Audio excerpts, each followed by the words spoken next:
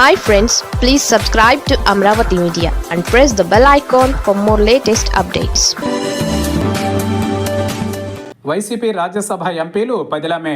YCP 2024లో రాజ్యసభకు జరిగిన ద్వైవార్షిక ఎన్నికల తరువాత రాజ్యసభలో అమాంతం బలం పెంచుకుంది.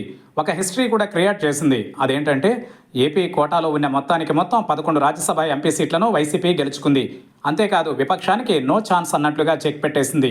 ఇదంతా 2024 మార్చిలో వైసీపీకి ఉన్న అసెంబ్లీలో వైసీపీకి 151 సీట్లు పైగా మద్దతుగా మరో అరడజన మంది ఎమ్మెల్యేలతో ఎదురు లేకుండా పోయింది.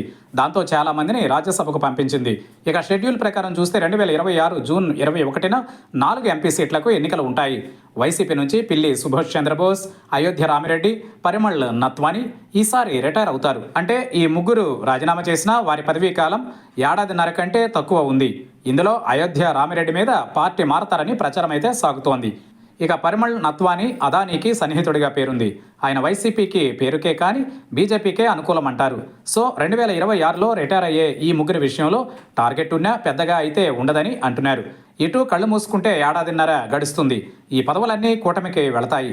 ఇక 2028లో జూన్ 22 నాటికి నిరంజన్ రెడ్డి తన పదవిని పూర్తి చేసుకుంటారు. అదే సమయానికి విజయసాయిరెడ్డి కూడా పదవి పూర్తి చేసుకోవాలి. కానీ ఆయన ఇటీవల రాజీనామా చేశారు.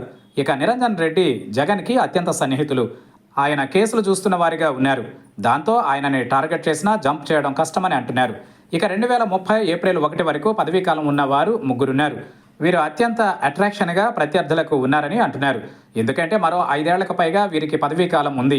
ఈ ముగ్గురు వైసీపీకి చెందిన వైవి సుబ్బారెడ్డి, మేడ రఘునాథరెడ్డి, గొల్ల బాబురావు. వీరిలో ఎవరు పదవులు వదులుకున్నా కూటమికి అది జాక్పాటే అవుతుంది. ఎందుకంటే హ్యాపీగా 5 ఏళ్లకు పైగా ఈ పదవిలోకి కొత్త వారు వస్తారు. మరి ఈ ముగ్గురులో ఎవరు వైసీపీకి దూరం అవుతారని చూస్తే కనుక వైవి సుబ్బారెడ్డి జగన్కి సొంత బాబాయ్ కాబట్టి ఆయన మారకపోవచ్చు. మిగిలిన ఇద్దరి విషయంలో మాత్రం ఎవరికి తోచిన ప్రచారం వారు చేస్తున్నారు.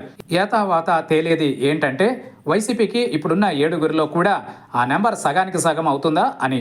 అదే జరిగితే ఎంత కాలంలోగా జరుగుతుంది అన్నది మరో చర్చ. So wait and see.